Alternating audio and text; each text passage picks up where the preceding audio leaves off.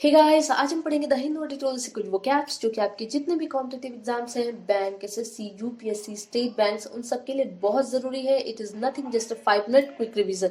You must take 5 minutes. Okay, तो चलिए शुरू करते हैं। सबसे पहला है इनकंटेस्टेबल। इनकंटेस्टेबल की हिंदी मीनिंग होती है निर्विवाद।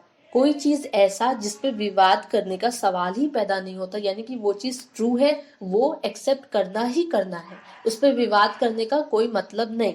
ओके, तो उसे बोलते हैं incontestable. Not able to be dispute, यानी कि जिसे मना नहीं किया जा सकता।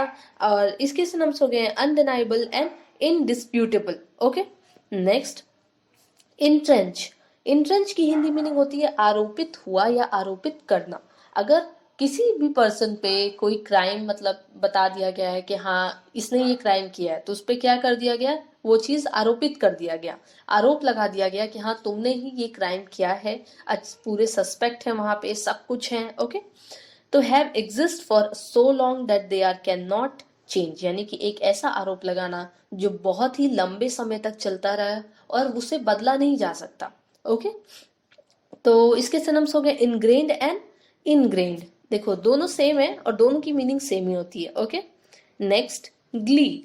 ग्ली की हिंदी मीनिंग होती है उल्लास, यानी कि खुशी, एक एनर्जी, एक positive energy.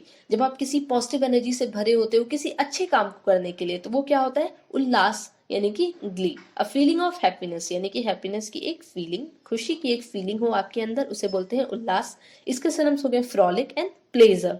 Next abetment. Abetment की हिंदी मीनिंग होती है उकसाना। उकसाना मतलब कि आप किसी भी पर्सन को कोई काम करने के लिए उकसा रहे हो। ओके, स्पेशली किसी इनलीगल वर्क के लिए जब आप किसी को उकसाते हो कि नहीं तुम्हें तो ये करना ही पड़ेगा, तुम कर सकते हो, नहीं तो यहाँ इतने पैसे मिलेंगे, ये होंगे वो होंगे, किसी ना किसी तरीके से बस उकसाए जा रहे हो, तो उसे बोलते हैं एबेटमेंट। ओके, तो इनकरेजिंग समथिंग टू डू, कुछ करने के लिए उकसाना, समथिंग रॉन्ग हो और इलीगल हो। ओके, अब इसके सिनम्स हो गए insight and spurred. Next impulse. Impulse की हिंदी मीनिंग होती है आवेग। आवेग कहने का मतलब कि जब कोई चीज बहुत ही तेजी से आगे बढ़ता है एकदम फोर्सफुली, तो उसे क्या बोलते हैं, आवेग। हमारे बॉडी में क्या है, इम्पल्स है, क्योंकि क्या होता है ब्लड रेट आपको पता है, इम्पल्स है, इम्पल्स यानी कि चलता रहता है, हार्ट रेट है वो हमारा, उसी से वो क्या होता है, उसका एक मतलब फोर्सफुली बस बॉडी में मूवमेंट होता रहता है, जिससे क्या होता है, हमें हमें मतलब एक एनर्जी मिलती रहती है, एक एनर्जी ऐसा फील होता है हमें, वही चीज है। ओके, अब इसके सिनम्स हो गए spirit and paroxysm. Paroxysm. Okay, next surge. Surge की हिंदी मीनिंग होती है आवेश। अब आवेश का मतलब होता है, आप गुस्सा कह सकते हो एक हिसाब से कि गुस्से को बोलते हैं, या फिर कह लो कि स्ट्रांग मूवमेंट होना, आवेश होना, यानी कि हड़बड़ी में कहीं आगे बढ़ना, हड़बड़ी में कहीं जाना, एकदम आवेश भर के, उसे क्या बोलते हैं, सर्ज। ओके, जैसे आपके अंदर जब खूब एनर्जी होती है, चाहे वो पॉजिटिव हो या नेगेटिव हो, तो क्या है, आवेश है आपका, एक सर्ज है। ओके, इसके सिनम्स हो गए charge and huff. Next abstention. Abstention की हिंदी मीनिंग होती है मतदान ना करना। मतदान तो आपको पता होगा, यानी कि वोट ना डालना, उसको क्या बोलते हैं, एब्सटेंशन कहते हैं। Okay, a formal refusal to vote on something non voting.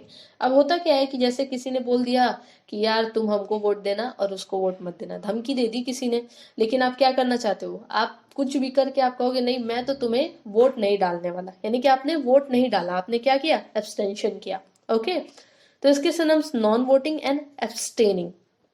Next annexation. Annexation की हिंदी मीनिंग होती है राज्य हड़न, स्पेशली किसी की प्रॉपर्टी हड़प लेना, उसे क्या बोलते हैं, एनेक्सेशन, राज्य हड़न। ओके, तो possession taken of a piece of land और a country usually by force और without permission.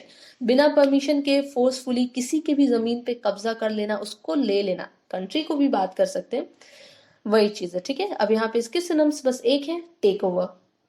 Next peril. Peril की हिंदी मीनिंग होती है जोखिम, यानी कि खतरा जिसमें रिस्क हो। ओके, उसे बोलते हैं peril. Something that is very dangerous, कोई ऐसी चीज जो बहुत ही खतरनाक है, बहुत ही ज्यादा डेंजर, आपको पता है वो डेंजर है फिर भी वो काम किए जा रहे हो, तो उसको क्या बोलते हैं, पेरिल, यानी कि जोखिम। इसके synonyms risk and hazard.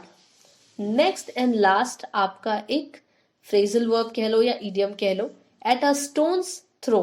Eight a stone's throw का मतलब होता है at a very short distance, ठीक है, जैसे मेरा घर मेरी ऑफिस से एट अ स्टोन्स थ्रो पे है, यानी कि बहुत ही थोड़ी ही दूरी पे है।